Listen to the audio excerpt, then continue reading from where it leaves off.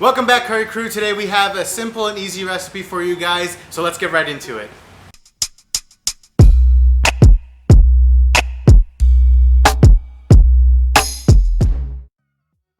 So guys, before we jump into this recipe, like always, like, share, and subscribe. Punch that notification bell. And it's raining outside, so I'm not going to delay it any further. Let's jump into our video. So for our ghee, our primary ingredient is butter. So for this recipe, we're going to be using organic unsalted butter, and this bar is 8 ounces, and we're going to be using 16 of these bars. Now you might be wondering, like, that's a lot of butter, like why are we using so much? Well, the reason we're using so much is because we're making a lot of ghee. So the amount of ghee that we're making is going to last us several months. So that's why we have so much butter. The amount of ghee that we're making is going to last somewhere between 3 to 4 months, depending on how often we use this ghee to cook. So if we're only using this ghee instead of other oils, and we're only going to use ghee from now on, then it's going to last us about 3 months.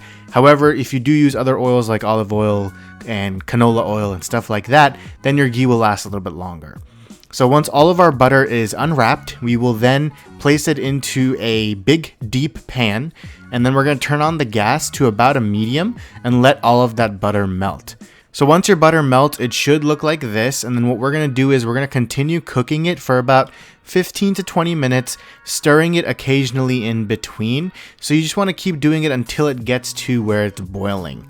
And we're making this into an infused ghee, so we're going to infuse it with some other flavors. So we're going to add in 2 to 3 dried cinnamon sticks and a teaspoon of cardamom seeds.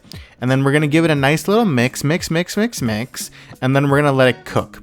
So you want to make sure that you stir it in between, or else it's going to boil and it's going to overflow.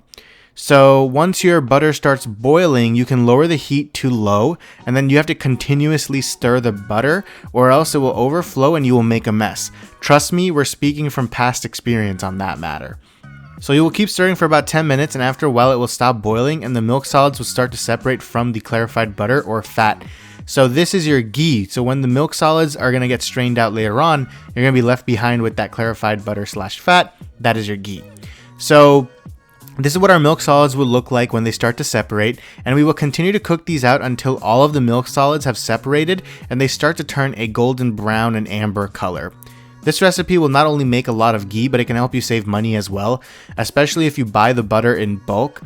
The cost of the butter will be a lot less than if you were having to buy this much ghee from like the Indian grocery store or wherever. The other benefit of making ghee at home is that you get to control what goes into it. So since we're using organic butter when we start with, we're not having any preservatives that we're adding to it. We're not adding anything else that we don't necessarily know that is going into our ghee. So we can really control from the beginning to the end what exactly our ghee is getting made from, and that's going to make it a lot healthier and a lot more beneficial for us.